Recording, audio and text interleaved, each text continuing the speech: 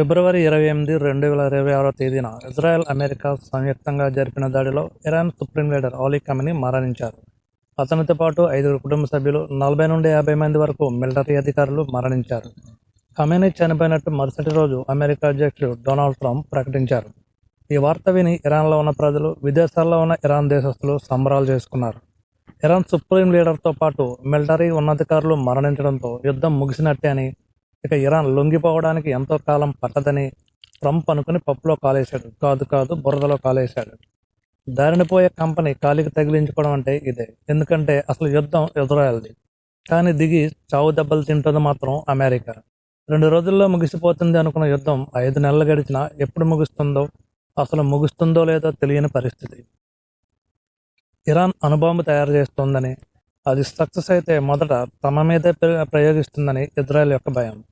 Middle ఈస్ట్లో తనకు ఎదురు లేకుండా ఉండాలని ఇరాన్ అణు కార్యక్రమాన్ని చాలా సంవత్సరాల క్రితం మొదలుపెట్టింది. దాన్ని ఎలాగైనా ఆపాలని ఇరాన్పై దాడులకు దిగింది ఇజ్రాయెల్.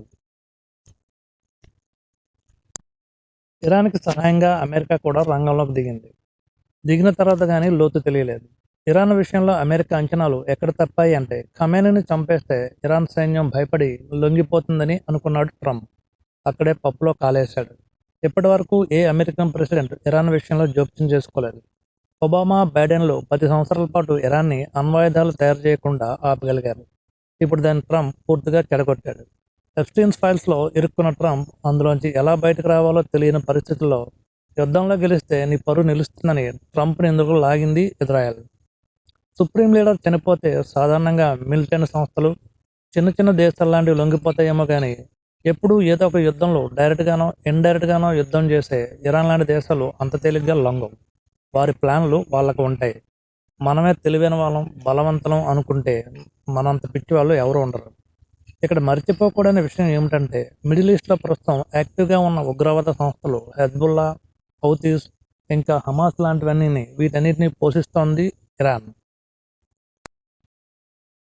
పాముకు పాలు పోసి పెంచితే ఏమవుతుందో తెలియనంత వెర్రిబాగులో లేం కాదు ఇరాన్ పెద్దలు.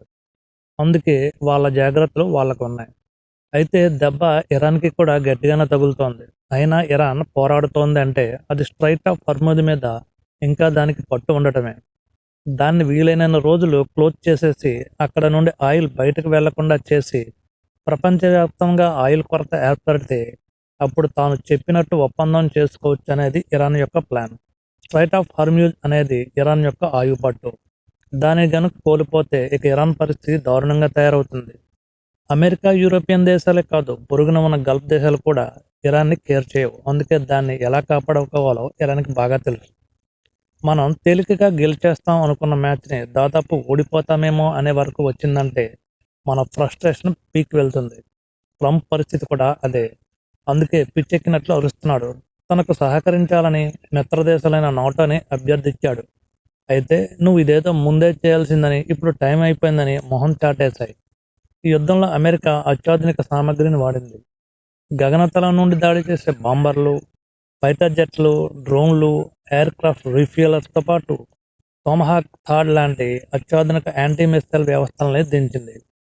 పెర్షియన్ గల్ఫ్, రెడ్ సీ మరియు అరేబియన్ సీలో సబ్మెరైన్స్, యుద్ధవాహన నౌకలు, యుద్ధ సామాగ్రి మోసుకెళ్లే నౌకలు, సైనికులు వీటన్నిటిని అక్కడ మోహరించింది. అయితే ఇవేమి అక్కడ ఊరికే ఉండవు. దీనిని మెయింటైన్ చేయాలంటే ఖర్చు తడిసి మోపడవుతుంది. వీటన్నిటికీ ఇంధనం కావాలి, స్పేర్ స్పాట్స్ రెడీగా ఉండాలి, సైనికులకు వేల కిలోమీటర్ల దూరం నుంచి ఆహారం అందించాలి. ఈ పని చేయాలంటే కంటిన్యూస్గా ఎయిర్ లిఫ్ట్, సీ లిఫ్ట్ చేస్తుండాలి. మళ్ళీ వీటికి రెగ్యులర్గా మెయింటెనెన్స్ చేస్తుండాలి.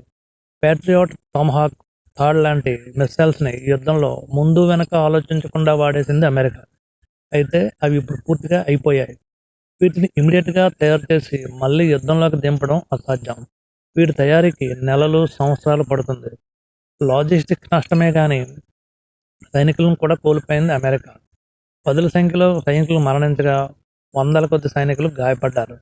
అమెరికా ఆర్థికంగా, సైనికపరంగా ఇబ్బందులను ఎదుర్కొంటోందని గ్రహించిన ఇరాన్ సరిగ్గా ఇక్కడే అమెరికాని దెబ్బ కొట్టింది. హర్ముజ్ జలసంధిని మూసేసి అక్కడ నుండి ఆయిల్ బయటకు వెళ్లకుండా అడ్డుకుంది. దీనివలన అంతర్జాతీయ మార్కెట్లో క్రూడ్ ఆయిల్ ధర $100 వరకు చేరుకుంది. ఇది యుద్ధ వ్యయాన్ని మరింత పెంచుతుంది. దీర్ఘకాలం సాగే కొద్దీ అమెరికా యుద్ధ సన్నాహాలపై ఇది తీవ్ర ప్రభావం చూపుతుంది. ఇప్పుడు ఇందులోంచి బయటపడే మార్గం కనబడక ట్రంప్కి పిచ్చిలేస్తోంది. అందుకే ఒకసారి ఇరాన్ నాగరికతను నాశనం చేస్తానని, మరొకసారి శాంతి ఒప్పందం కుదిరిందని ఏవేవో చెప్తున్నాడు. అసలు ఇంతకీ ట్రంప్ ఇందులోకి ఎగేసుకుంటూ దూకడానికి కారణం స్వదేశంలో ఎప్స్టీన్ ఫైల్స్ వివాదం. అందులో ఈయన గారి భాగోత్వం బయటపడడం, మైనర్ బాలికలతో సెక్స్ చేశాడనే ఆరోపణలు రావడం, వాటి నుండి తప్పించుకోవడానికి ఇందులోని దిగాడని అమెరికన్లు భావిస్తున్నారు. దీనికి ఇంకో కారణం కూడా ఉంది. ఇరాన్లో అపారమైన ఖనిజ నిక్షేపాలు, ఆయిల్ నిల్వలు, గ్యాస్ నిల్వలు, అలాగే యురేనియం నిల్వలు కూడా ఉన్నాయి. వీటన్నిటి మీద పెత్తనం కోసమే యుద్ధంలోకి దిగింది అమెరికా. ఈ సంవత్సరం చివరిలో అంటే నవంబర్లో అమెరికాలో మిడ్ టర్మ్ ఎలక్షన్స్ ఉన్నాయి. అందులో గెలవడం ట్రంప్కి చాలా ముఖ్యం. లేకపోతే ఉన్న పరు ఊర్లో పోతే సగం పరు సంతలో పోతుందన్నట్టు అయిపోతుంది అతని పరిస్థితి. Thank you very much for watching this video.